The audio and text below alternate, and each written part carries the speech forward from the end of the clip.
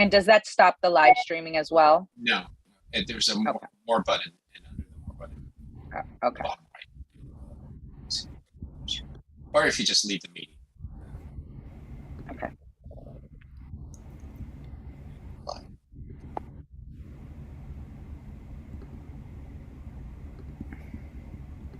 Second. I should have asked earlier. Which account do you prefer to have host? One with your icon. Is it you can? Or the one with the L? The purple one is would be my laptop. That'd probably be the best one. Okay. Possible. The purple square. Thank you.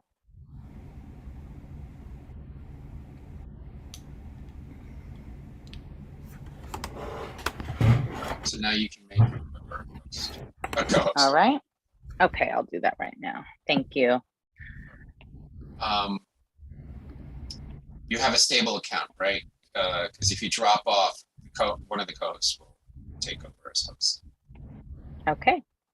All right. Good meeting. Thank you, Ben. It looks very exciting group, principals, and Emily and Naomi. I'll be watching on live stream. Great. Thanks. All right. Sounds good. Thanks, Ben. Okay.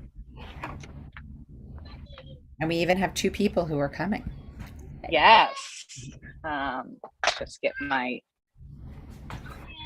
Naomi, so we'll just go back and forth. I'll introduce myself, you introduce yourself, and then the civil rights issue, like I put it, I don't know if you saw it, so why don't you just like kick us off, and then we get into some of the Scarborough's reading rope and things like that. I'll take those. I was gonna say the fun stuff. Yeah. Hopefully people find it fun. I was looking actually, Lupe, at my old slides of that presentation that I did to CECD2, and I was like, gosh, there's just like a lot of information there that's good. So, I incorporated a lot, but hopefully, oops, you're muted, honey.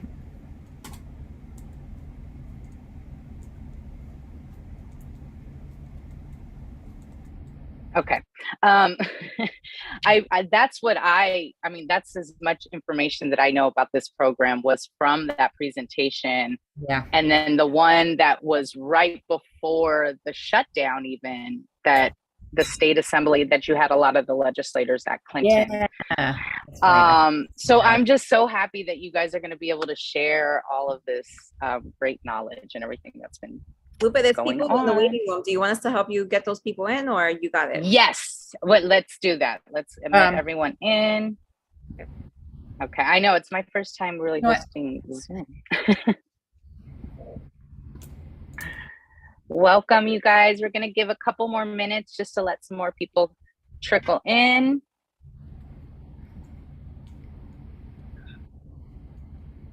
And let me know if I am missing some of the co-hosts, Emily. Yep. Yeah, and I can see. I'll see if we can see Terry and the other principal as well. Yes, and the teacher's name, Dan. Yes, and then 2 teachers that have been teaching the kindergarten and first grade IREAD. All right, let's see. Oh, there's Terry. Yeah. Welcome. And Chanel is our AA. Welcome. I will make you as well a co-host. And Hi, Terry.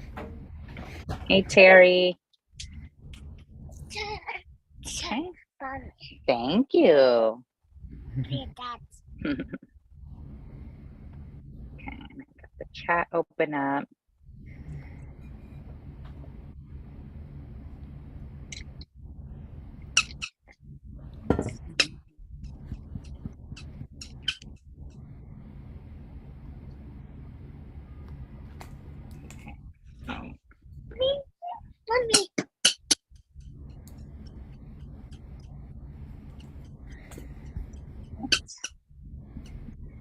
Welcome, everyone. We're just giving a couple more minutes and then we'll get started promptly at 6 p.m. Thank you so much for coming.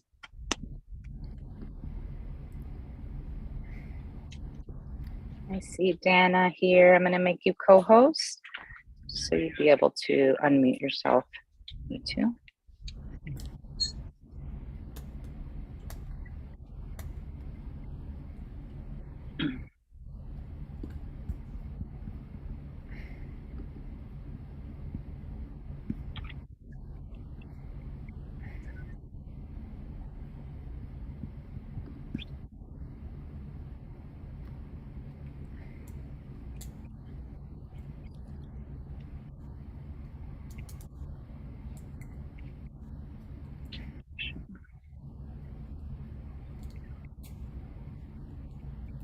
I am in a weird shadow. Same, Dana, my lighting behind me it's awful, so I apologize for that.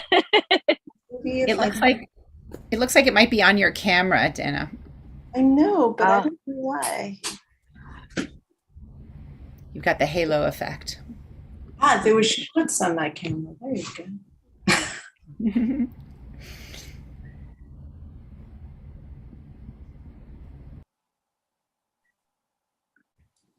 I'm in a room that used to belong to my son. It's orange. I love it.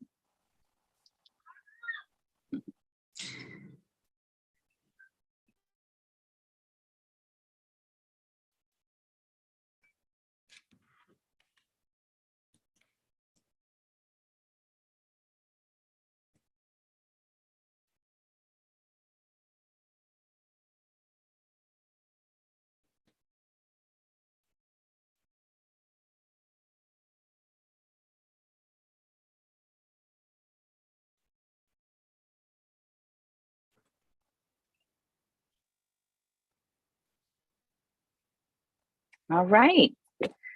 I think we're just waiting on a couple of the presenters, but they'll have plenty of time to get here. I think one of them is arriving. And thank you so much for joining us for the June Students with Disability Committee for Community Education Council District 2. I am very happy. This is long overdue, and I'm so happy to be able to introduce two women, Naomi Pena and Emily Hellstrom, that helped spearhead the Literacy Academy Collective and brought the first pilot school that addressed dyslexia in our students here in New York City. It did so well, and I can't wait for them to be able to share the experience of this past year and what all the benefits that has been able to expand within all students of New York City. So without further ado, I introduce both Emily Hellstrom and Naomi Pena. Thank you so much for joining us, you guys. Thank you so much, Lupe. Thank you for having us. I'm going to just share screens. Just give me a second. Sorry. There we go. There we go. And can you see my screen now? Great. And I'm going to put it on. There we go. Awesome. Hopefully you guys can see this. My name is Emily Hellstrom, and I'm here with my colleague Naomi Pena, and we are here from Literacy Academy Collective, which is, as the title says, a solution for students with dyslexia and language-based learning disabilities, struggling readers and writers. And we, together with a team, have founded the first DOE public school specifically addressing this disability. So we're not just the two of us, we're rather a large team. And we really, I think, cover a lot of different areas of expertise. But one thing that we love to talk about is how the professional and the personal really came together. Each one of us has been touched by our children and sometimes even spouses having language-based learning disabilities, or some of the accompanying comorbidities that go along with these disabilities. So we have a lot of sort of personal expertise in this area as well. Naomi? Thank you, Emily. As mentioned, this is super personal, and I'm the one that keeps touting this amongst the entire team. We have the 10 dyslexic children, so this is deeply personal. We have said also that this is what we feel is the most significant civil rights issue in New York City. It is no secret that there is a deep and ugly history of how we have handled literacy in this country, particularly in the Black community. That is the fundamental idea around the Jim Crow laws about limiting the Black community of literacy so they do not vote, but also, women. There's no reading and literacy has been used as a crutch to limit access for a long time. And now that we center this, we want to make sure that this is not just a race issue, but this is a human rights equivalent to everyone, because as I've said many times, when we're doing this presentation, the children in New York City that cannot read are also the children in Wisconsin on the farm that cannot read. So this is not just a New York City issue, this is a national and honestly a global issue. Next slide. This is our call to action. This is a quote from Kareem Weaver, who is a member of the Oakland NAACP on the Education Committee. I think we often throw around progressive, very flippantly these days, and what that means. And there's varying degrees of what that is. But I think with all intents and purposes, whatever of the aisle you're in, fundamentally, I think I would hope that everyone should want what is right and just for everyone, which is establishing the basic right to read. And that is the essential outcome that all children deserve. Next slide. And I want to elevate this report from Rikers Island of how severe the consequences can be, particularly for those of color, unfortunately. There was a study done several years ago in Rikers Island that they found that young adults, I would say youths, because the brain doesn't develop until they're 25, found that 60 to 80%, depending on which ward they were in, had a reading and writing disability. So if you make the connection of what happens in school, particularly elementary school, that you're struggling to read, you're struggling to understand the material, the child starts to be stigmatized and starts being told they're not paying attention, they don't like school by the teacher. That compounds the problems that they have at home because the parents don't know any better and make these assumptions that teachers know best. As in all our cases, we always assume best intentions. What often happens is that the child just figures out ways to sort of slide through, and it keeps getting worse and worse and worse. And by middle school and high school, there's definitely a severe level of disengagement that happens. And we're past the wheels coming off the bus. The bus is going down the road with no wheels at all, scraping on a highway. Next. So I'll just jump in here. A lot of times we focus on these red arrows, and we see that only 47% of all students pass the ELA exams, but the numbers are quite severe for our Black and Brown students, but even more severe also for our students with disabilities and our L population. But I want to sort of jump to this square on the right, and science tells us that if given the proper instruction, 95% of students can learn to read on grade level. So it's really a stark contrast. And I think one of the things that excites us and makes us feel so passionate about this is that there is a solution. Like this is a winnable war, if you will. We know that this can happen. Science and empirical evidence tells us that is the case. So this is actually a really hopeful story. And a lot of times, I know in District 2, there's been a lot of controversy about culturally responsive and sustaining education. And we pulled out this slide because this was the woman, Gloria Billings, who founded or at least coined this term. She put up this slide and she said there are really 3 pillars. And the first pillar is that it is absolutely imperative that students have this academic success, and they know that they're not.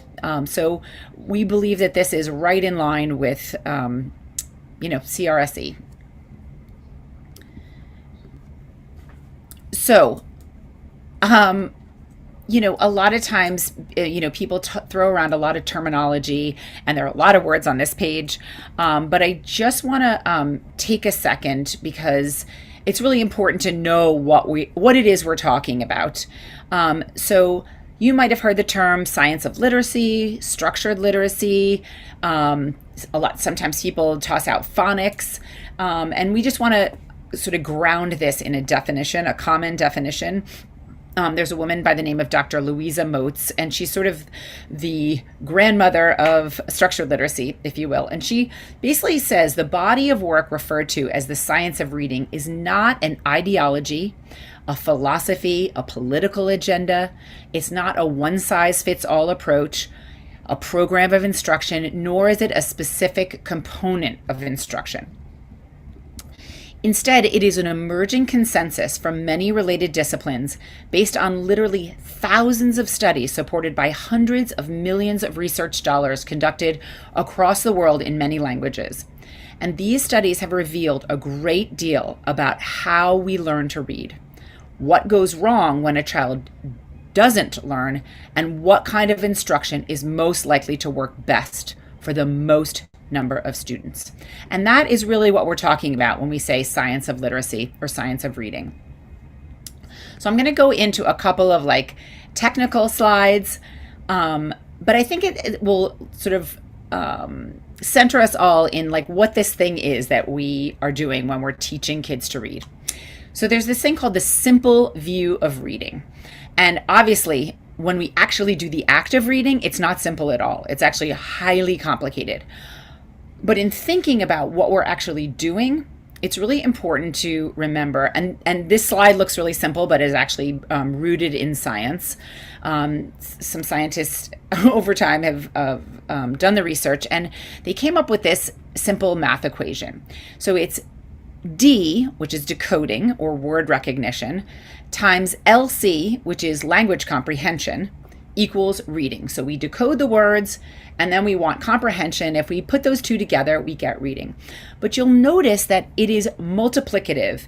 So it's D times LC, which means that if one side, if we just have comprehension, if we just have decoding and we don't have comprehension, then it's going to be D times 0, which is, of course, 0. But the same thing goes for the other, if we replace LC with 0. If we can't decode, if our children cannot actually fundamentally break down the words, no matter how much comprehension they can have in our oral language comprehension, our equation will still equal 0. And consequently, your child will be illiterate. So it's just important to remember as we move forward. And then this is another one that is also sort of a funky little graph. It's called the Scarborough Reading Rope. And it shows right here, if you can see, the top part of the reading rope is these juicy bits, the language comprehension, the background knowledge, vocabulary, language structures, these verbal reasoning, and literacy knowledge. And we do a lot of focus, especially I think here in District 2, on these top half of the reading rope. And each one of these are sort of a strand, and they're woven together. But they're also woven together with the bottom half of the reading rope, which is this blue part, which is the word recognition. And this is where we get into some of what people know of as phonics, but it really is 3 different strands in it. It's phonological awareness, which is like what are syllables and phonemes, decoding, like the alphabetic principles of breaking down the words, and then sight recognition. And those 3 are woven together, and then they're woven together with these higher level language comprehension skills. And you must have both in order to read. So a lot of times I think in the past we really have concentrated more on the upper half of the rope, but in order to get fluent readers with automaticity, we have to have both. Yikes. Let's see where we are here. Sorry, yep. So I won't go too deeply into this, but another thing, components of structured literacy are that it's explicitly instructed from the teacher. So the teacher gives an explicit instruction. It's systematic in that it has sort of a structure to it that people know the system. The child will understand what's being asked of them, what's expected of them, and they know what's coming. And then it's sequential, so it builds on each other. So the skills really build from the most basic to the most complex. And that way it is fully supported. You might be asking yourself, like, what is the difference between what's happening, in something called balanced literacy and what might be in structured literacy? This is like a really dense slide, so I won't spend too much time. But just so you know, there are real ways of that these are very different. And the main component is really on actually explicitly teaching how to decode. That it's not just comprehension based. And I think one of the biggest things that we have discovered over the past few decades is that the ways that balanced literacy really ends up failing our students is that it teaches them a lot of guessing. Good readers don't guess. And the thing is about little kids is they're really excellent guessers. They're very imaginative and they really want to perform so well for their teachers, whom they adore, most often anyway. And so they do a lot of guessing. And once they think that reading is guessing, it's very difficult to get them to do the very hard work that actually is decoding. So it's really important that we get away from balanced literacy where it's a lot of guessing. Sorry to hit you with all the infographics, but just wanted to sort of explain, because a lot of people say, well, how is this going to affect my child? And, what happens if my child, is sort of reading or, and so I bring out this because, again, this is also based in science, and you'll see that there is this, it's called the ladder of reading, and there's this sort of fluid rainbow, if you will. And if you start at the top, the green zone, it really is a group of children for whom reading just comes very, very easily. For whatever reason, the way that their brains are structured, it seems effortless, and they just seem to be able to decode. And that's about 5 to 10% of children. And then there are kids who are in this light green zone, and really like broad-based instruction, like some easy sort of phonemic awareness, if the, sound symbol correspondence, and really reading will open up for them. And that is about 35% of kids, science has realized. And then there is this huge chunk of orange and deep red. And those are children, if you'll look on this, this graph, for whom structured literacy approach probably is necessary in order for them to become readers. So in the orange zone, even though these kids would not be considered dyslexic, they still do need to have a structured approach to understanding how to decode and how that marries together with comprehension. For the red zone, kids who might have a language-based learning disability, dyslexia, or another learning disability, that explicit direct instruction in decoding is actually, not only is it going to be essential, but it must have a lot of repetitions in order for them to be able to read. But science tells us in that 95% statistics that we gave you before, if they are given that, they will learn to read. So the thing that Naomi and I get really excited about is that if you look over here on the side, some of these purple arrows, what it says, though, is that structured literacy is actually good and useful for all of these readers. It's actually valuable. What is important, and what I think that District 2 is really capable of doing, and in fact, many of our schools very capable of doing, is differentiating. Obviously, different people will need different numbers of repetitions. But I often say that for some of the kids in the green, some of this is really pre-Latin. It's etymology. It is really the structures of our English language, and it's incredibly useful for them. So I think that when we say, well, like, what does this look like for District 2? If your child might find themselves in the green, this can be good for you too. And what's even more essential is that for the kids in the orange, even the light green, and definitely the red, it's essential. Your kids must have it.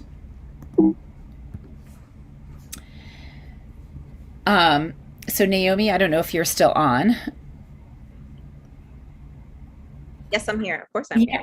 Oh, that's good. I can't see so well because I'm presenting. But maybe you want to tell them about this pilot that we got to do last summer. Yeah. So we were super lucky that we were able to get a tiny little pilot up in East Harlem in District 4. We worked really closely with the superintendent there and the CEC president, and they identified a school during Summer Rising that we can do the pilot. So we essentially asked for 30 kids, and this one particular school had 2 schools during Summer Rising. So each of those schools figured out, they divided their population kind of in half. And what we did, we clustered 3 groups of 10. And what we did is we took 3 DOE teachers, gave them some basic structural literacy training, and partnered them up with 3 Windward teachers who would be sort of their mentor teachers, because Windward is a school that does this already every day. And what we found was really pretty fascinating. I elevate this story because I think it's super important. When we were doing the screening, there was this one particular girl who I believe was a rising 4th grader, right, Emily? Yeah. And she came in to do the assessment and ended up saying, I can't do this assessment. I don't know how to read. And really felt badly about herself. And we gave her the confidence and said, it's okay. We actually want you. We want to support you. So she was in the program. She was with us for 2 hours, Monday to Thursday, for 6 weeks. And just in that time, the amount of confidence that she gained because she learned real concrete skills was mind blowing. That when we did sort of a pre-assessment and a post-assessment with some feedback from students too, because we want to hear feedback. And she was pumped. She said, I remember you. I remember this test. I can do it. And after she was done, she wanted a copy so she could show her mom. So these are like the small wins that I think are so meaningful, particularly once a student knows that they are not being successful in the classroom. And also the feedback from the kids was pretty amazing, because they all said how incredibly hard it was. It truly was, but they walked away with so many great skills. Same with the teachers. The teachers actually felt that it was helpful to have some hands-on support and training with a mentor, and because what they thought they were going to do once it was done in practice, it was just helpful. So what we found is that about 80% of the students that had were in the program had some real significant gains. The other 20% was a smaller significant gains, but gains nonetheless. I think this is the Yep. pilot results. So this is what we learned. And on the parent end, because that's the portion that I covered, I cannot tell you how many parents we did sort of an orientation, if you will. And parents actually opened up and said, I'm so glad you're helping my child, because for years I can't help her because I'm dyslexic myself. So I just want to elevate this to educators, to the powers that be. Hi, Kelly. That and I'm saying this from personal experience, that every time my child couldn't read, I was always asked, what are you doing at home? Do you have books? Are you reading? As if this deficiency was on my end. And, I'm blessed that I can read, but my husband cannot. He's severely dyslexic. He's been severely dyslexic his whole life. And he's a product of the public school system that could not support him as an adult. So I want to elevate that there's no parent that doesn't want to do well by their kids. It's just, they may be in the same position as their own children.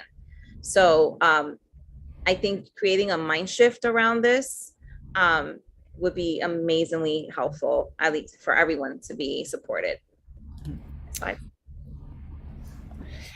So basically what our organization, we, as I said, have this larger team, and we are coming together to form the first DOE public school for children with language-based learning disabilities. Our first school is going to be located in the South Bronx, which, as I know, far from D2, but the idea is that we will be growing, hopefully, into a network of schools. This spring, we have been partnering with the D7 Soup. We have a location, and this summer we are going to repeat a lot of what we did last summer in our pilot, and we are going to be training 4 founding teachers, and then also 2 district teachers. So one of the things that we are really dedicated in our model is that we will be doing training teachers together, and then taking some with us, but also leaving some in the schools that we are in, so that those practices can spread that way as well.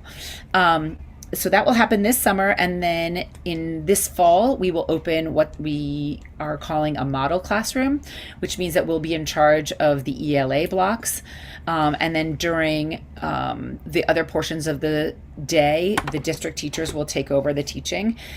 While that is happening, the founding teachers will receive further professional development, so that it becomes this sort of hands-on practicum model where teachers are being able to practice the craft that they are learning in their professional development with mentors and coaches. And then in the fall 2023, we hope to open the South Bronx Literacy Academy, and that will be a K-8 public school. And then as we look to the future, the idea is to, here, I'll show you, hopefully. Yeah. We turn to sort of more a system-wide change. The DOE is doing a lot of other stuff as well. This is just from our perspective at Literacy Academy Collective, but there are lots of initiatives like this and like us. Whoops. Wait, hold on here. There we go. So one of the things that we plan to do is make all of these repeatable. So our Summer Rising sort of summer model of training, we hope to be able to repeat that in other districts. Same with our model classroom.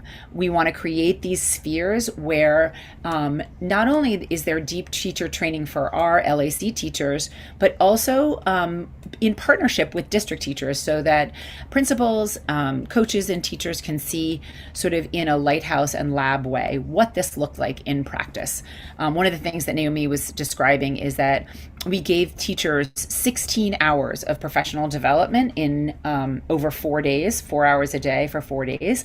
And I think the principals, whom I'm going to toss to very shortly, can tell you that's a lot of professional development. When they came out of that, they actually had no idea what it would look like in practice. So one of the things that we're working on is showing how do we allow teachers to really see what this looks like, because we know direct, explicit instruction. It works for kids. It works for grown-ups too.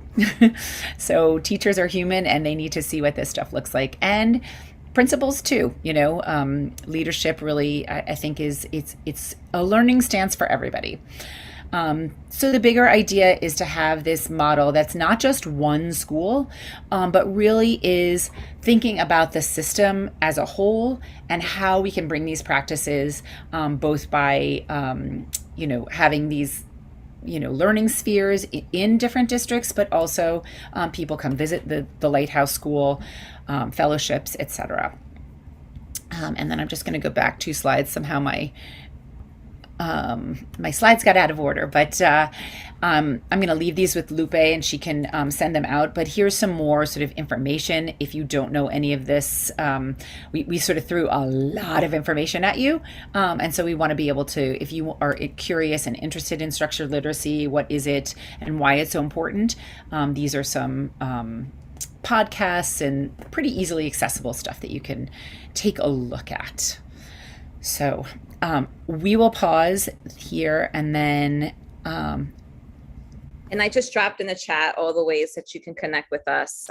It's on the slide, but it's also I put it in the chat. So social media is Literacy Academy NYC. That's our Gmail account, Literacy Academy Collective, and our website is literacyacademycollective.org. You can reach us in any way. And so happy to take questions. Yeah. And at Lupe, I don't know how you want to do it. If you want to have Kelly and Terry and Dana report out too, or if you want to just open it up, it's up to you. I'm thinking if we can just hold questions just to respect the other presenters' time to the end. Of course, please feel free to use the chat. And I also want to echo what Naomi said in the chat, that if any of you are interested in having them present maybe with your community, smaller communities, your PTAs, please feel free to reach out to them and they would greatly share this with your guys' communities. I think we will be introducing Ms. Terry Roeder from PSIS 276. Thank you so much for joining us, and she will be helping describe what's going to be happening or what has been happening in their school. Yeah, so I didn't put slides together. So I was just going to talk. So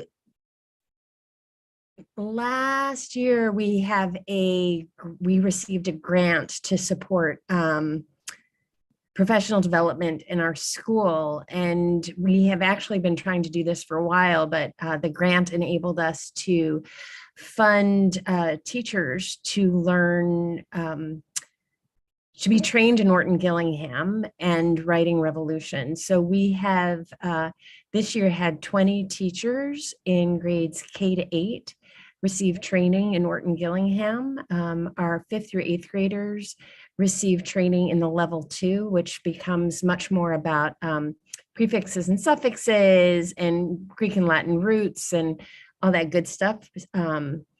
So the teachers have been getting trained in that. They also have some on-site support from an Norton Gillingham person, a trainer, who is helping them figure out what this looks like in the classroom.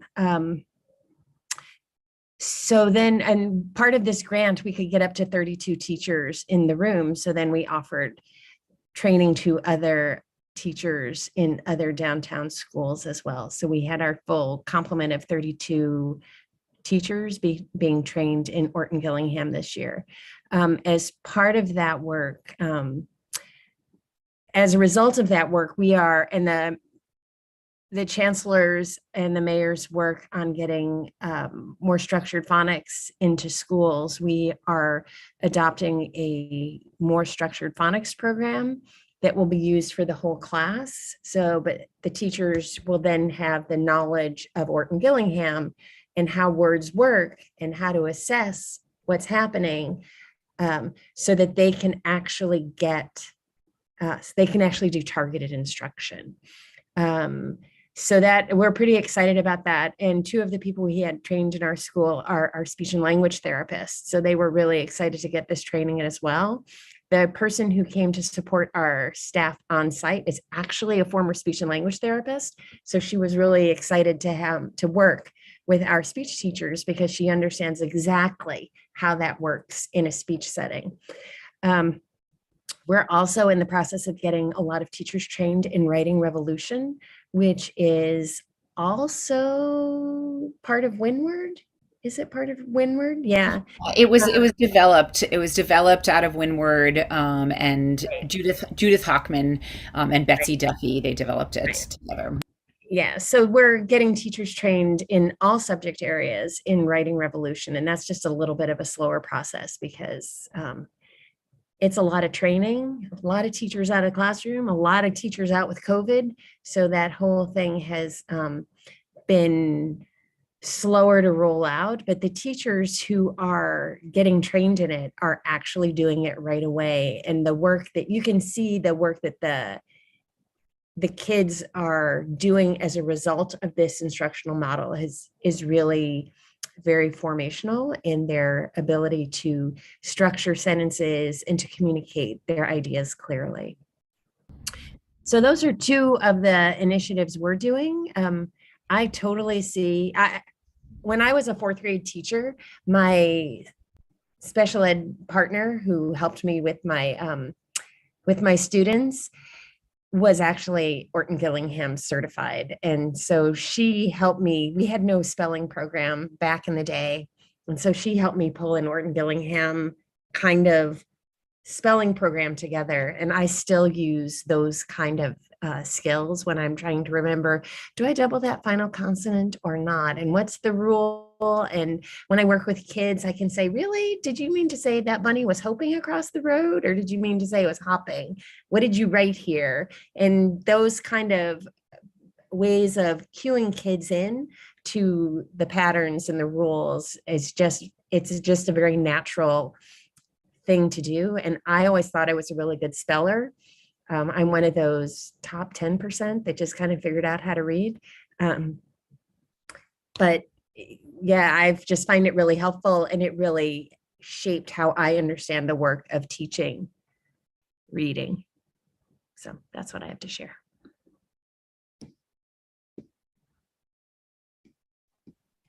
And okay, so somebody put yeah. in the chat, Eric, the difference between Foundations, Windward, and Orton.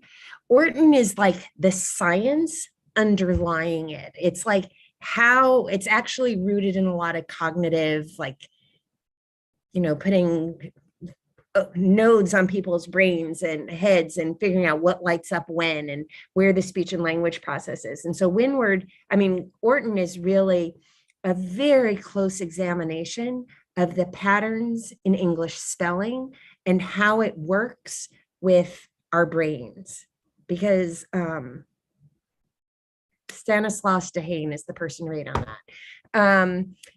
So the Windward method, Foundations, really great reading, PAF, all of those methods, there's more programs, and they take the scientific foundation from Orton Gillingham's work and apply it into structured lessons in a very coherent, methodical, systematic way. And so that's the difference. Orton Gillingham is the science, and Foundations and everything else are the programs based on that science. And I would say that in the same way that Orton is sort of the basis of the decoding language, this Hockman method of writing, instead of taking the tiniest unit of a word, which is these little digraphs and small sound, like letter sound combinations, it takes the smallest unit of writing, which is the sentence, and it breaks it down into its basic parts and teaches kids, if you can write one really good sentence, then you can put one and one together and then ultimately create the structures of writing as well. And one of the things that is so beautiful is to watch how they go together, that your writing program really affects your reading program, because you start to, as a reader, understand what to focus on in your reading, because you understand the structures of language. And so it's and that's where Windward has been very good at understanding how these two things go together, and putting it in, and they're really for the most that red zone, but often the practices that they're doing are really translatable into all the areas of the reading ladder, just depending on repetitions and how much information you're giving. But structurally, it's really good for everyone, which is why I think that Lupe wanted to do this thing saying, what is it for District 2? And is this, just phonics? Because phonics gets a really crummy name. It's not just phonics. No, and I think that's the definitely the reason why we wanted to share with the greater community, even beyond just students with disabilities, because I think every student will be able to benefit from these practices. I would love to introduce Dana Rappaport to be able to introduce our great teachers that are here from PS 234. Thank you, Aslan and Olivia. I see you guys. I've made you co-hosts. Dana, can you just speak a little bit on how we got the program at PS 234? Sure. Hi, everyone. I just want to say it has been just so wonderful to listen to everything happening. I'm really just, Emily, we met pre-pandemic, and you told me about all this work that you were planning on doing, and just to see how it's unfolded, I'm just so excited about it, and I really hope that that I can visit. I just wanted to say that it's so exciting. As a young teacher, I taught first and second grade, and I always knew that not everyone could learn how to read in the same way, and I saw it. And I quickly got trained in PAF, which is one of those programs that Terry just talked about in preventing academic failure. It's an Orton Gillingham based program, and know that how important all of this is. And so 3 years ago, when the former superintendent Donalda came to me and said, hey, we're starting this pilot program, and it's going to be an inclusion program, and we're going to have children who have the markers for dyslexia included in a collaborative team teaching class. Do you want to do it? I said, absolutely. I absolutely want to do it. Let's do this. Yes. And you're going to be the only site in Manhattan. There are going to be 5 schools across the city of New York that are going to have this program. And the way it's going to work is it will be a class that has typically developing children, and it will have 8 children included who have the markers. And they will be partially centrally placed and partially from your school. And it's going to be a K-1 loop. So the first year, you'll have kindergarten, 2 kindergarten teachers. And then the second year, you're going to stretch up to first grade. And I said, well, what about second grade? And they said, well, we'll see. And then, of course, the pandemic hit, but whatever. We're going to train your teachers. We're going to train them with Orton Gillingham-based programs. We're going to also train them so that they are able to have regular assessment and see how they're improving. Now, the assessment that they use is Acadians, which is now being used system-wide. And I said, okay, well, if you're going to do that, then I'm going to make sure that all of our teachers are trained, all of the teachers who are teaching ICT, because even though this K pilot is going to be trained, I want to make sure that the other K team, because we had 2 K inclusion teachers classes that year, I want to make sure the other team is trained, and I want to make sure the first grade is trained, and I want to make sure the second grade is trained, and the speech teachers were also trained. And we had 1 master teacher that also could be trained. And that teacher was going to be our intervention teacher. So we trained a team of people that first year. And I asked Olivia and Ashlyn if they would be the teachers, and they said yes, which was incredible. And so that first year was a year of growth and learning, because what they wanted us to do was take all of the programming that we were already using in the school and add on top all of the intensive programming that we were going to use to teach children who had the markers for dyslexia. And also do progress monitoring and see if we differentiated the work for the kids who needed it and give intensive instruction, double and triple dose to those kids, what would happen. And so that is the basis of the story, and the program has evolved. It is incredible what these women have done with the instruction that they have evolved over the course of 3 years. I'm really excited about the work, and they actually have slide presentations to show you, and they're going to talk to you about the program. I think that the program speaks for itself. I think that I really think we should collaborate with the people doing this dyslexia program. I think that now that I know, and I think we should collaborate with Terry too. But I want Ashlyn and Olivia to speak about what we're doing at 234. And so here they are, Ashlyn Buckley and Olivia Brothers. Thank you guys so much for having us. This has been really fun so far. I think you're talking about all our favorite things and all our favorite books. The Writing Revolution's on my coffee table right now. It's my next deep dive. So it's fun to hear the shout outs. Yeah. But and yeah, we're excited to tell you too about the iRead program. It's been really incredible. This is our 3rd year teaching it. So yeah, we'll go ahead. The iRead program, so it's a program that's designed to meet the needs of students who display early signs of language-based reading disorders. This specialized program contains 2 teachers, the general education teacher and the special education teacher.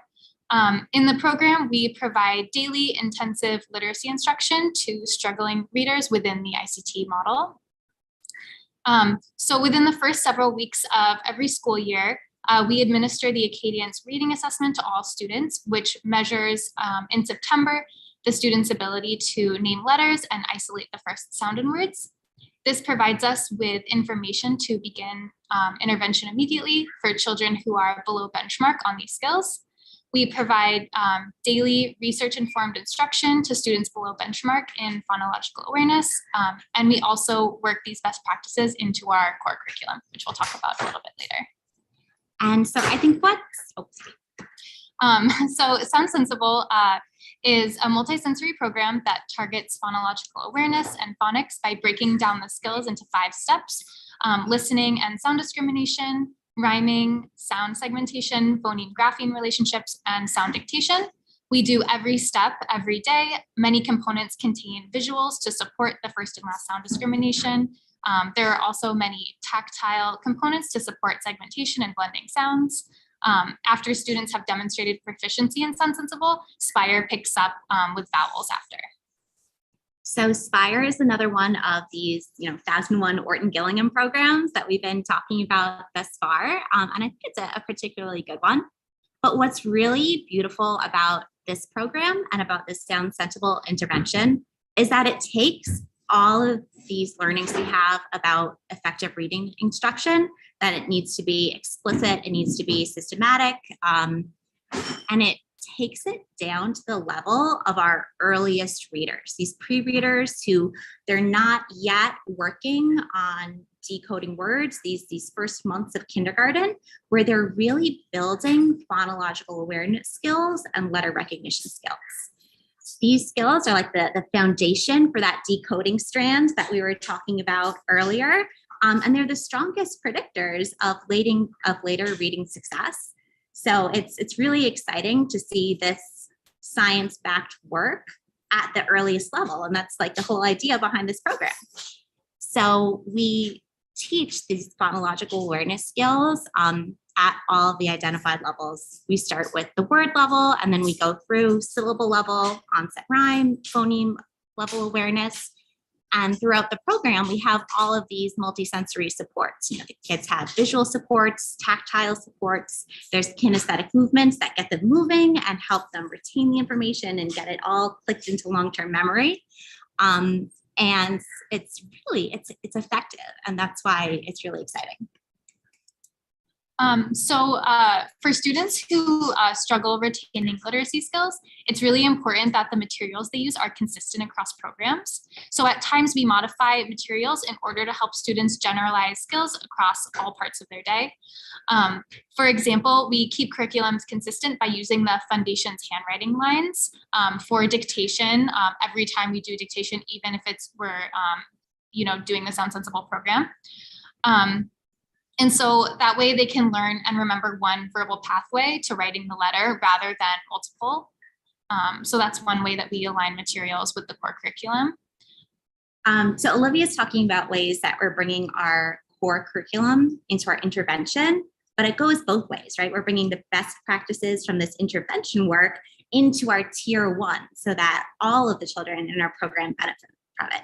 And that's what you guys said. It's like, that's the great thing about structured literacy is that some kids need this. They have to have this to learn, but it's good for everyone. All of our children benefit. So overall, our goal in modifying this is to make our tier 1 program more multisensory and more explicit. So for example, instead of teaching rhyme through exposure, we can use the sequence identified by the Sound Sensible program to work with it in this systematic, sequential way. And we can borrow the kinesthetic movements to make it more impactful when we really work with them. Or like in cases where our tier 1 program might teach a decoding skill via exposure, we can pause and really use the principles of this program to teach it explicitly. For example, I know there's one lesson that we used previously where blends were taught by giving children a chart with the blends. And now we can slow down and really know that we are going to use sound drills, targeted word reading, and dictation to make sure they have a lot of hands-on practice in different ways to work with these sounds and to have systematic teaching. No. We progress monitor twice a month to ensure that students are gaining literacy skills at the appropriate pace and to let us know if they need additional support. The mid-year Acadians benchmark assesses additional skills such as phoneme segmentation and nonsense word reading, which are one of the 2 strongest indicators of later reading performance. The program also includes opportunities, which has been really exciting this year, to collaborate with other schools who are launching iRead initiatives of their own. So in collaboration with our other schools, we get feedback, share materials, and recently we had 2 teachers join us for our literacy block, and they were able to see the iRead implemented in our classroom, which helped them to support their own literacy instruction at their school. And now is the super, super fun part. Because it's fun to brag about our kids and also because this is exciting because it works. So the impact. We used a first sound fluency measure, which is the Acadian screener. It's the earliest measure of phonological awareness they employ. It's only used during the fall and winter of kindergarten, and then they phase it out. But between the fall and winter of kindergarten, our kids made like astonishing growth. You guys can see in September, 7 children were far below benchmark, 4 were approaching, and 10 were meeting. And by February, 2 were below, 2 approaching, and 17 were meeting, which was so exciting to see kids move. Exciting too. In September, 14 kids were meeting benchmark, and now 19 are meeting, and really a tremendous number of these kids are exceeding 2. And I want to take a second though to acknowledge these 2 kiddos that are still far behind in the benchmarks and honor the work that they've done this year because the benchmark is moving, right? These kids are not stagnating. They're learning to read. They know all their letters. They're starting to blend and they're doing it. They're on their timeline, which is where the benchmarking gets tricky, but they are making steady progress and it's working for them too. All right. See, how do I stop sharing? That's all we got.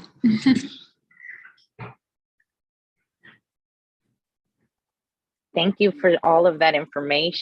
I appreciate you guys sharing. We always love to see progress. Now, I saw a couple questions in the chat, and I also want to acknowledge anyone that would like to ask.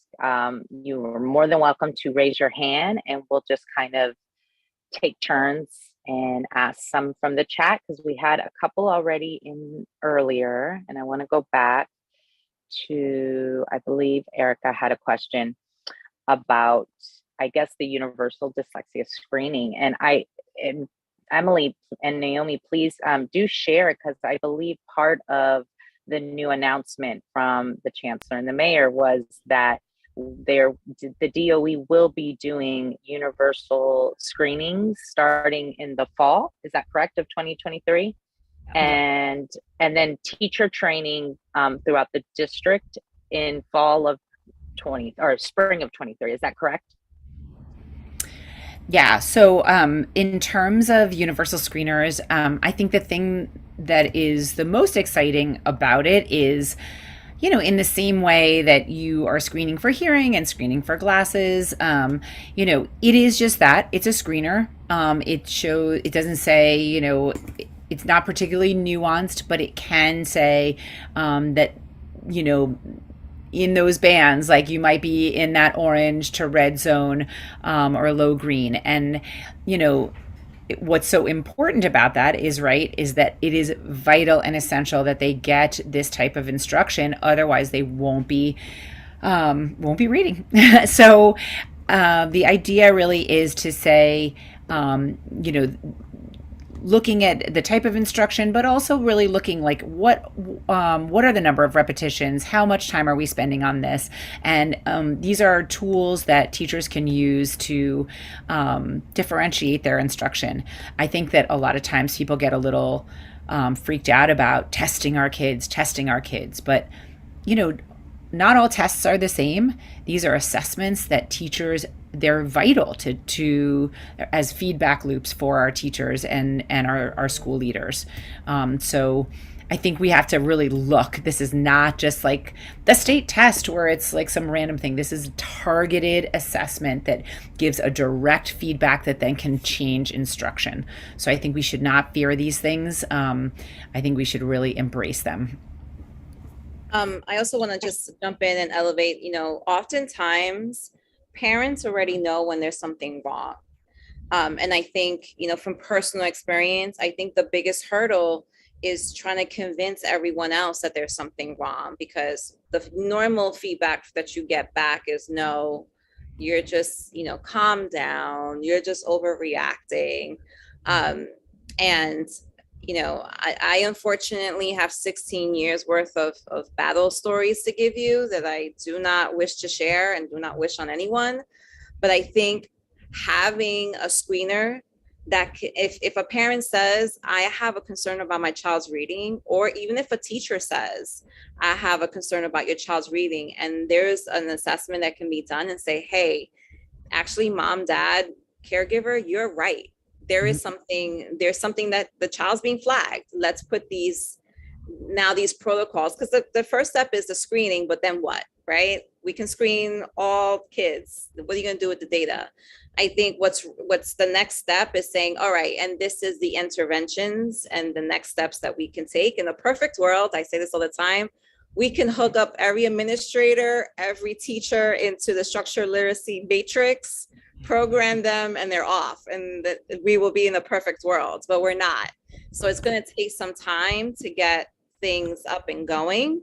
But I think having sort of that confirmed for you is, I honestly, if I would have had that, it would have been a sense of relief, because then I know this is not something that I'm making up or I'm being paranoid. There's some real data to back that up. And what would you recommend for parents? So someone asked in the chat, would you recommend if we had a private neuropsych, if it is determined that they are dyslexic, if they come in with a diagnosis, I guess, how would they approach their IEP team? What to do if the IEP team maybe refuses to acknowledge that outside diagnosis? would parents be able to seek the screener, I guess, within their schools and address it with their IEP team that way? Oh, and how to help them include OG based sets, if that's even a thing, if that's a possibility. Any one of you guys that have answers to those questions. So the screener is new. We haven't been trained on it yet, but I would say definitely the screener. The Department of Ed also has a lot of training that is available for schools to receive that is based on this Orton Gillingham approach. Spire is one of them that is pretty, it's pretty user friendly. I mean, it's always better if your staff, the people using it, have deep knowledge of Orton, but that is a time commitment that not everybody can pull together. But there are programs that are available for us to use, and there's training available for them as well. Donna, besides Spire, what else is a down and dirty kind of intervention? Because then you could actually see, is Spire making a difference? Right? Well, I mean, Wilson, which is, Foundations is Barbara Wilson wrote Foundations to be a general education program. And the Wilson program is really the one that you use for kids who have dyslexia. So those two programs speak well for each other and to each other because they use kind of the same language. What Barbara Wilson did in writing Foundations is she said, you know what, kids need systematic instruction in phonics and in spelling. And so she wrote that program for everyone, and particularly for early childhood grades, because her Wilson program really starts at about second grade. But that one works, Recipe for Reading. There are a whole host of them. PAF, which is the one that I was trained in. And then there's kind of an OG one, which I guess, people are trained in one that is OG, not just the science of it, but there's actually one that is a programmatic one. So, yeah.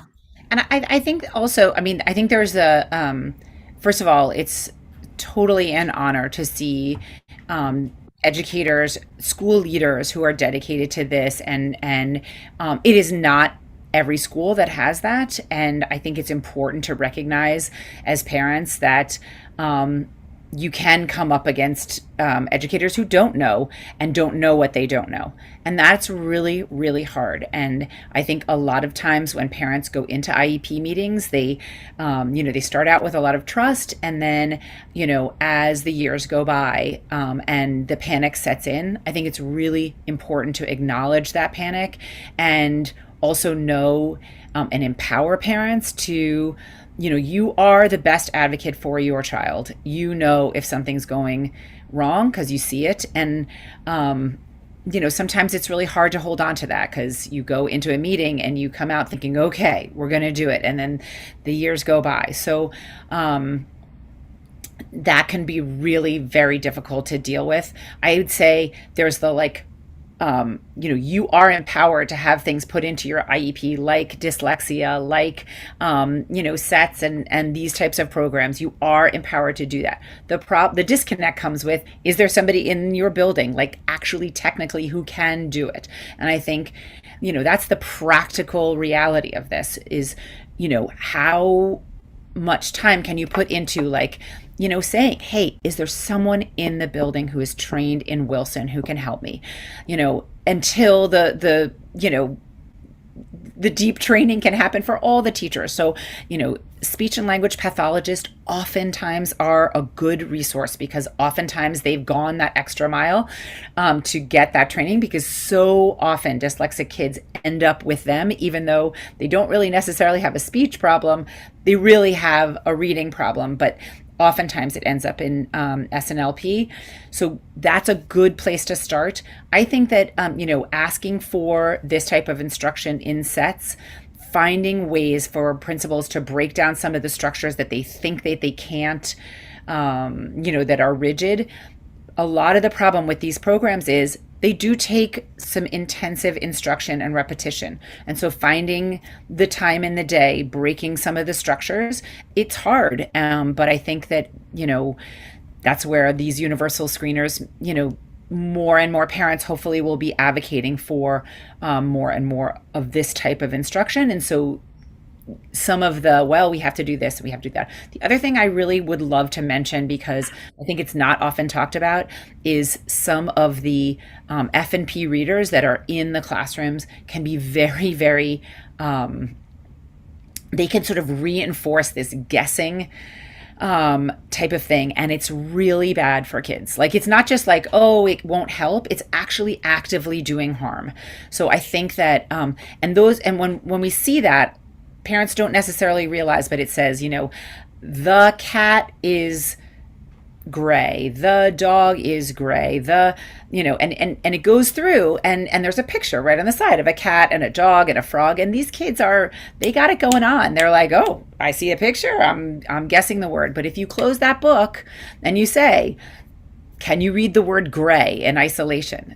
No. So these kids are guessing, they're memorizing, they're doing all of these compensatory skills that, they're using all these amazing wily things to make up for their disadvantage. And they can be tricking, they can be tricking you. And all of a sudden in 3rd grade and 4th grade, as the material becomes harder and harder and there are no more pictures, that's when and that's when we see the emotional distress, right? It's a lot for kids to carry, to try to hold this stuff together and pretend, they know that this is the most important thing that they are supposed to do. These little guys, they have it right there, and they want to do it for their mom, for their teacher, for their principal. They love all of these adults in their life, and to hold that together and pretend that they can read, when those wheels do come off the bus, it really can look like anger, aggression, shame, self-harm, like all of this range of emotions. So we talk a lot about the social emotional, but so much of this can be deeply, deeply seated in teaching our kids to read. And a lot of it goes away once we start to. So, looking at those readers, are there decodable readers that are reinforcing what the Wilson? So are they taking home books with actual sound letter combinations that they've been working on during the day that reinforce those things? Because that's extra repetitions. It's about constant reinforcement. So just some of the things for parents to sort of look out for and advocate for, because and I think, keeping a healthy dialogue with your teacher, I know sometimes it can be hard, but teachers want to know this stuff, but they don't always know it. So a lot of our teachers are amazing readers. They're the guys in the green, right? That's who you want. You want these like awesome readers. So they don't always know. I just want to say one thing about structure in the day, because one thing that I think is really amazing about our iRead program is the way that teachers structure their work so that the kids can have that intensive work within the classroom itself and don't need to be pulled out into another room or into it. And don't need to be pulled out with another teacher, but can actually have that work with the teachers themselves, because both teachers have been especially trained to do this work, and they can have it within the classroom. They might pull them out into a different space, but teachers, could you talk to that a little bit about how you kind of schedule the day to make sure that that intensive work happens within the classroom?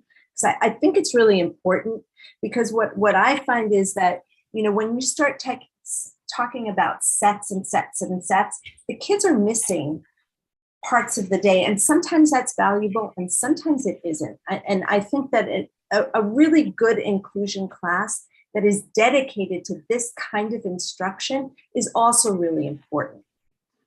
Sure. So I think there's 2 parts of the day that we kind of saw as really prime intervention times. The first one was first thing in the morning. In part because our kids are fresh, right? They have the energy and the focus. They are ready to do this work. And in part because it's a really good transition time. So we have the majority of the class engaged in independent work. We call it morning work. It's a time for them to unpack, transition. and then jump into some phonics practice. So one thing we're thinking a lot about when we think about our phonics program is that some of these programs like Foundations are great in that they're explicit, but they're also very teacher supported, and they don't necessarily give kids enough time to independently apply the skills. So in this morning work period, we're like, okay, so whatever we're focusing on, you guys can go try it. You can go try it in literacy games, you can go try it in fun different activities, and you can do this by yourself. So you guys grapple with the information. And it's beautiful because like you can just put out baskets and differentiate it so easily. Like we have some kids working on R-controlled vowels. We have other kids working on digraphs. Wherever you are, that's what you are working on right now. And so while they have this independent time, we can pull groups. The other time that we found works really well for us is our core curriculum for reading and writing is Teachers College reading and writing program. And we found that during the reading and writing mini lesson, that was a good time to pull kids that needed explicit instruction in phonological awareness. So that was also a time where we split into two to do alternative teaching groups. So I would do the Sound Sensible program, like several steps of it. And we broke it up throughout the day so that they weren't, sitting for 45 minutes doing the Sound Sensible program. We broke it up into like more manageable pieces. So like 2 steps in the morning, 2 steps during the reading workshop time. And then so we fit it in that way as well, which worked out really well for us. And I just want to caveat that like a lot of the stuff we're doing in reading workshop, if those kids can access it, if that is appropriate and good for them, they're going to be in there. We'll do it in parallel groups. Everyone's going to get it. But if the tier 1 curriculum is working on something like the blends lesson we talked about earlier, for example, and we have some students who are still working on letter ID, that lesson isn't appropriate for them at that moment. And it's a really good time to build the foundational skills that are going to move them towards this work. And so in that way, there was 2 parts during the day that it worked. It worked really well. I think that the models of engagement are really important to consider throughout the day, and they do. They think about what are the needs of the children and where can they put that intensive instruction that some children are going to need and others may not need that, but may need a different kind of practice or a different kind of work. So everybody gets what they need. There are kids in that room who are reading already at a 1st grade reading level and who can decode, who have cracked the code. So what they need is a different kind of work. Lupe, can I just jump in and address the neuropsych question? I don't want to leave that unanswered.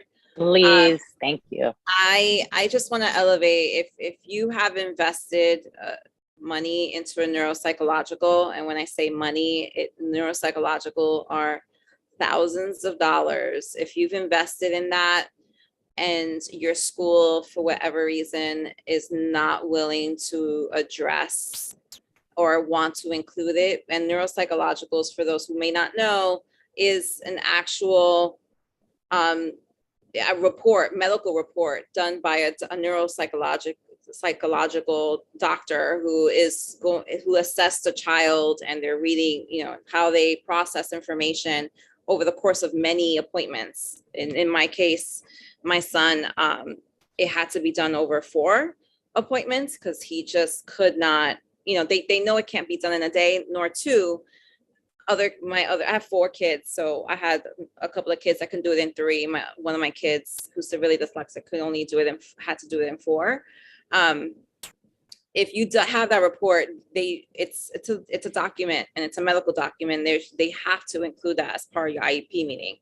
If for whatever reason it is not, you need to make your proper advocating steps, be it the principal, and I don't want to throw you in here, Kelly, again, maybe going to the superintendent or district office, and having someone, or even Lupe, CEC, Students with Disability Committee Chair, to help you advocate in that space. When you get to the point that you need a neuropsych, is because you need a report to show proof. Unfortunately, these things aren't just we'll take your word for it. He may be dyslexic. Let's go. Because it could be not true. And to get one, like I said before, it's thousands of dollars. And not everyone has the resources at hand. I mean, they go from 5 to 10,000. And if you're on a wait list to get it for free, it can take over a year to get called off that wait list.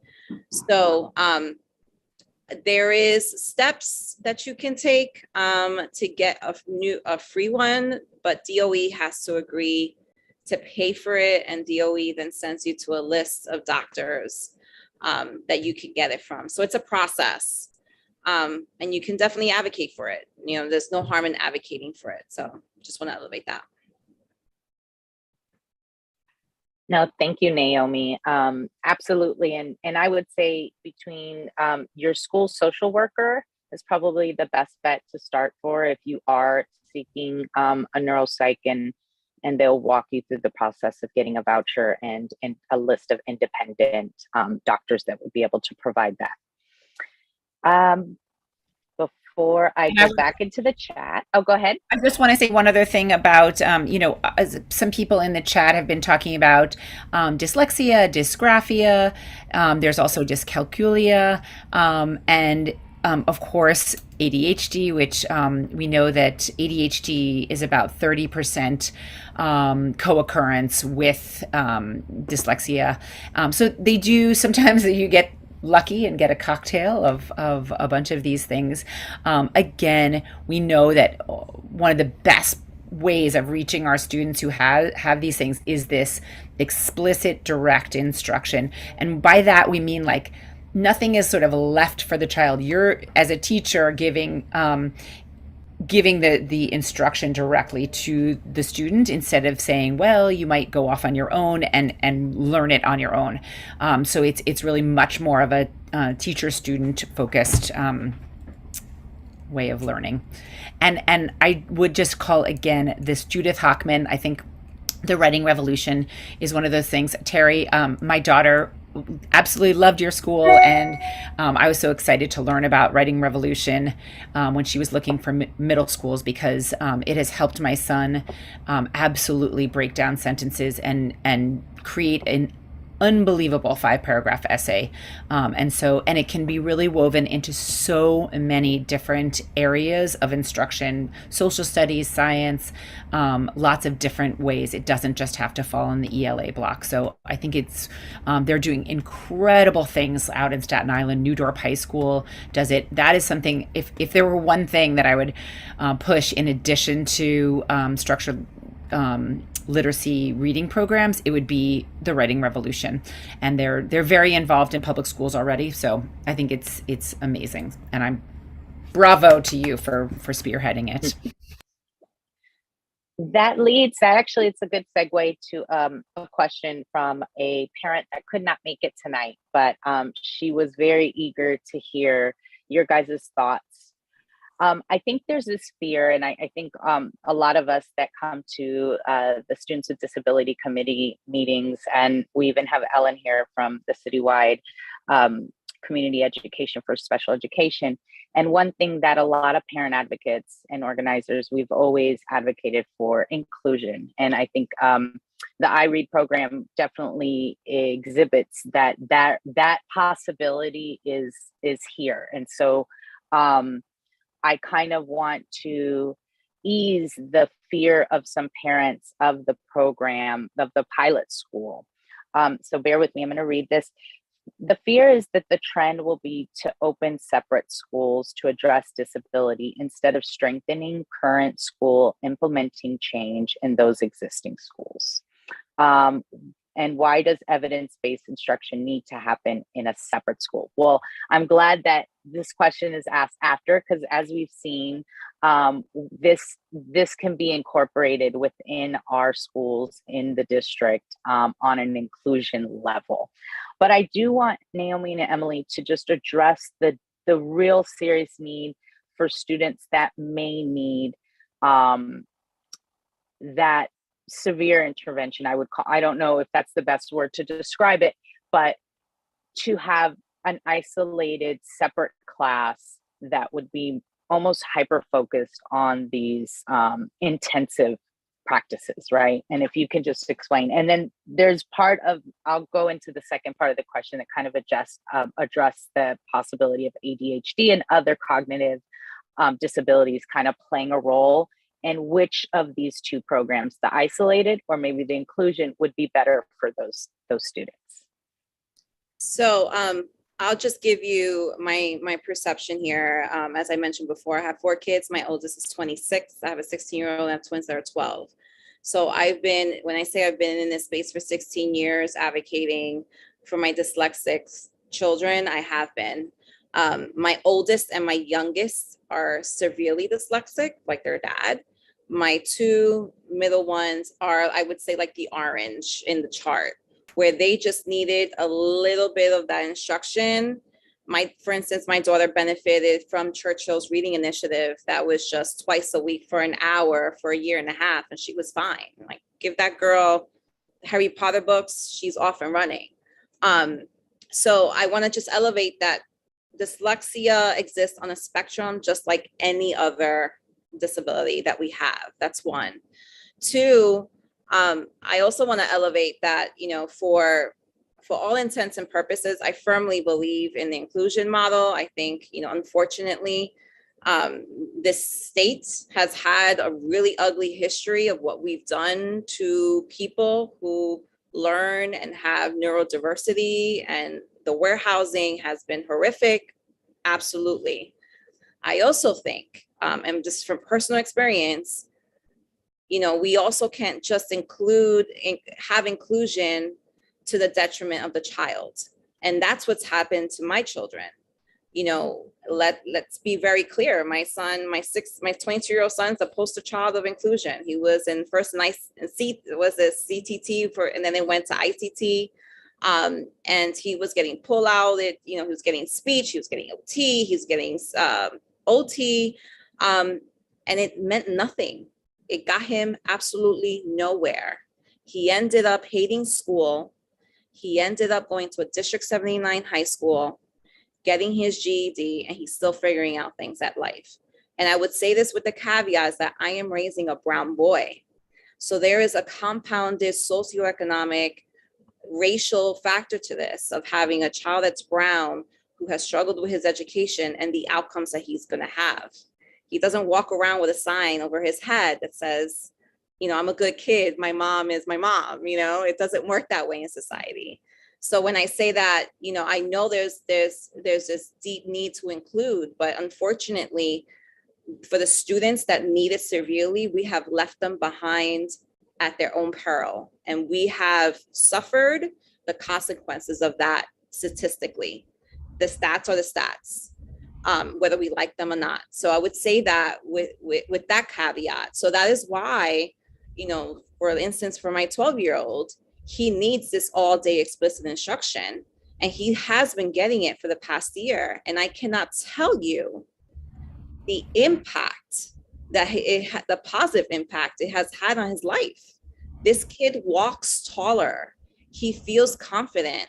He can read books. We were watching Stranger Things. He can read the subtitles now. I don't have to read it for him. These are the small gains that every child in this city, in this country, in this globe needs. But we're not there, like I said, that we can hook up everyone to a matrix and make this better. So that is why, we have been advocating to create a school that can support these students now, because while we're trying to train everyone, it's going to take time. Like we just can't train everyone overnight. So that is why creating a school for these students is ideal. We can support them now. Our model is also deeply rooted in the fact that not everyone is going to need us forever. Like, for instance, if we had a child like my daughter who maybe just needed that little push, she can transition when she was ready. Let's say she walked in third grade and just needed us for a year and a half. She could naturally, in fifth grade, when she's ready to graduate, go to a district middle school. So we're trying to create a model here, not just with the students, but also with teachers that we train. We want teachers, if they want to stay with us, that's great. But if they want to go back to their district schools and bring that out into the into the ethos, that is exactly what we want as well. So I think we need to elevate that what we have been doing has not been working for all students. I am a prime example of that in my own household.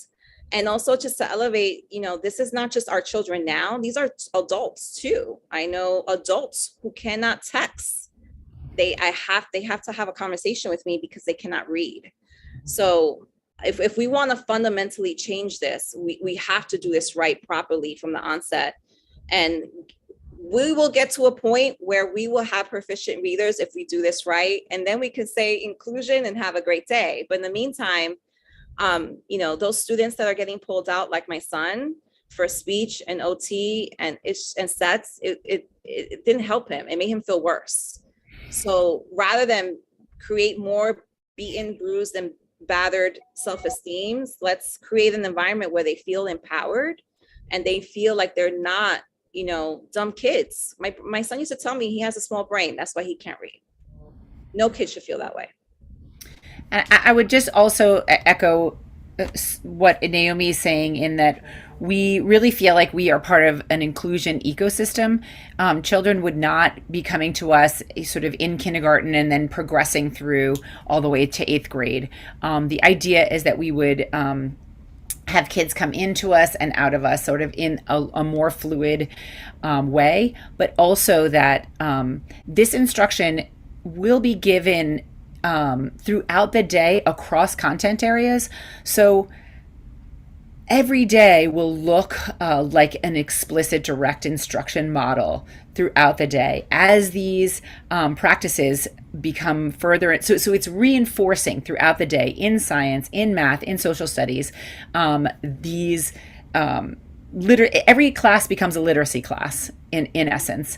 So a social studies teacher is, a biology teacher is stopping, saying, hey, what is this biology vocabulary word? How are we scooping it and breaking it down into syllables so that it can be, chunked out? A math teacher is going to say, how are we reading these math terms? So much of math is these word problems. How is a child doing math and, and reading at the same time? What do these practices look like? Even gym is going to be broken down into explicit instruction. The second part of your, so I would just say, in the fancy terms, we do have, the least restrictive environment, which is a legal term saying that children need to be in the most inclusive setting that is working, but it is trumped by a free and appropriate public education. FAPE definitely is, sorry, I see Ellen waving, but no, that's not what FAPE is. FAPE is that FAPE environment is where the child progresses. Exactly. Otherwise, we fall into the trap of saying, you can only do it there, or there's no other alternative. There's no non-public school. There's no private school. There's no your school. Yes, and that's what I was saying. Is that really like you have to be really careful about how you say it. Okay, sorry. That environment where the child progresses. Yeah, well, that was going to be my next sentence. You waved me down too soon. I was going to say, but a free and appropriate public education requires a child to make progress, and what we see in those numbers is that is not happening. And we believe that this is a way to finally have some of these practices go deep enough, and then also be in a lab setting so that it can affect the larger system, so that these iRead programs can also flourish and progress. I love the idea of partnerships, and that's what our organization is all about. In terms of, Lupe, there was a second part of your question. Yes. And she goes, so what happens to, and what does this say to students who have an IEP for something else, like ADHD, executive functioning, other types of learning processing disorders, and how will this further marginalize them, I think is the biggest concern, right? And I guess I would say, one of the things that we were not sure of when we went into our pilot program last summer is it was a little bit, we thought, is this really going to work? Is this going to be good for, public school students? our students. And what we saw is there was a paring down, a quieting and calming of the space, and real silence in the room, in a way that absolutely benefited kids, not only just with dyslexia and dysgraphia, but also with ADHD, because they were able to really focus on not only just what the teacher was saying, but even the teacher's words. The teachers at Windward are trained to say very, very few words and to really practice what they are saying, even because that is a way in which students with an actual real disability, dyslexia is a neurological brain difference, that they can process this. And then the same thing goes with ADHD. There's a way of even speaking to children, an economy of words. And we heard it in our feedback from the children. They were like, the room was so quiet. I could really hear what my teacher was saying. I really knew what I was supposed to do. And so the culturally responsive education, the actual neuroscience of the bonding with the teacher happened at a very fundamental level, where the child felt like nothing was being asked of them that they weren't explicitly taught. So they felt safe, they felt cared for, but then they felt adventurous to be able to actually move forward in the work. So they felt excited about being a student again. And we really saw that change, as Naomi said, where their entire, even just their body language, their shoulders, at the end, they were pointing to proud emojis as they're waiting to do their assessment at the end. And I just want to add quickly before and I'm going to say nothing more. I think if anything, this is why we want to do this, because we firmly believe this is a proof of concept. I think we know the city will be watching around our outcomes, and we're excited about that, because I think it's going to prove what we believe will be the true outcomes. And you can't argue with progress once it's made. So we look forward to sharing those outcomes as each year as our children progress. There were a couple of questions about iRead. Should I answer those? Yeah. So I had posted the information about iRead. They are still accepting applications for the fall. I know that they're revamping that application process. So if you're interested, I would email them. And they are accepting applications for both kindergarten and first grade. It is only for elementary students. They were thinking of expanding to second grade, but so far it's a K and 1 program. And I know that they're actually going to be expanding to other schools, but we're still the only Manhattan school. It's not a District 75 program because we're a community school. So did I cover all the questions for that? Yeah. You did. And anyone in the chat, if we've missed them, please feel free to raise your hand and ask, or write it back in the chat. I have been looking. A lot of them were answered as well by Naomi and Emily in the chat. But we also have Superintendent Kelly McGuire here. Thank you for joining us. And I see he has his hands up. So please do share. Yeah, I just want to first thank Ashlyn and Olivia, and of course, Dana and Terry for being here. Ashlyn and Olivia, unless you have really cool cubbies at home that look like that, you should go home. So thanks so much for coming though tonight, and for I asked Dana if she would be willing to check in with the two of you and come out tonight. So I'll say thank you, and I know everybody else is super appreciative too. Thank you guys so much for having us. It was really fun to speak. Yes, thank you. Thank you so much. I am going to duck off as well. Thank you all so much for the work you're doing. And I too am going to do some childcare myself. Looks like Dana too. Yeah, thank you. Yeah. But I do just want to say that everything that people are saying, there's like not one thing that I can argue with at all or feel differently about. we've tried to highlight the good work that's being done in early literacy in the district, and share that both across our schools and in public spaces. I think it was at the last CEC meeting that I highlighted the iRead program. And we've had a bunch of different teachers from different schools visit schools in which Foundations was being implemented with fidelity, or there was a consistent amount of time that was being dedicated to the program, and it was really being done in the structured way that it needs to be done. Of course, across our district, there are places where we need to support and do more. We're thankful for some grant money that we have this summer to help support early readers. It is a little bit more on the, I guess, Orton Gillingham theory kind of workshop that we're doing with 80 of our teachers this summer through a program called Letters, which is very much in line with the way that it is that we need to ensure that teachers have the background knowledge and training around Orton Gillingham and phonics-based programs. So we're excited about that work and being able to continue it.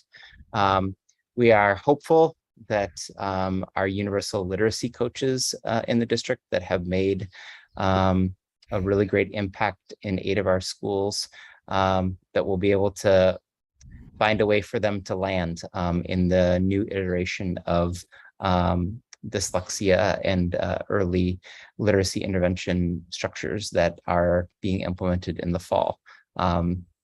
We've been really impressed by not just the way that they've been working with schools, but the real data that are connected to the intervention work that they have. And so we've been in contact with all of those coaches and hope that they will continue to be a part of our schools in the fall. So I just want to say I'm here with you, and I recognize my role in all of this, and we'll keep pushing forward for sure. Thank you. And I see, Ashlyn, Olivia, please do share, because I want to respect your time. No, I'm so excited about Emily and Naomi, your work. It sounds so cool and interesting. And I feel like we really hear and understand what you're saying about the decoding strand, but I was wondering if you guys have any thoughts or especially resources about background knowledge and foundational knowledge in relation to early reading. So such a good question. And Anita Archer talks a lot about background knowledge and how important background knowledge is. And I would say one of the things that we're really working on, because for our kids who will be serving, they will need such intensive decoding. We don't want to make, forget about background knowledge, especially English language learners.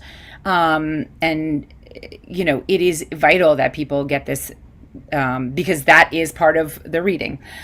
One of the ways that this can be seen in a most robust way is a fully developed read aloud program. So reading aloud, sometimes it can fall by the wayside when we're trying to get in more and more, especially in the older grades. I mean, you have younger kids, but read aloud programs, if they are really covering lots of different content areas. And this is why it's so important to have robust science and social studies curriculum as well. And we're very fortunate to be able to have that in District 2, but not everyone is able to have certainly not robust science in the early grades. But we see that the read aloud content in those areas can be so important in building the background knowledge, so that when you're doing decoding, but when you're doing the read alouds, to be pushing ahead, because so often our early readers, they can't read, but they can comprehend way above their level. So bringing that read aloud that pushes forward the content knowledge in all different subject areas.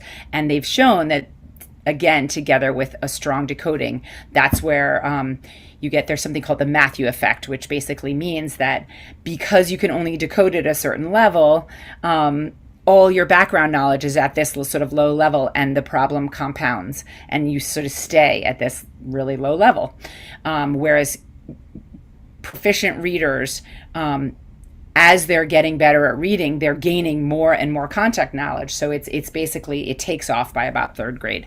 So I would say definitely when you can bring that background knowledge in other content areas, but specifically in focused read alouds, that's not just like that, all different types of literature, I would say, like different content areas, different background areas.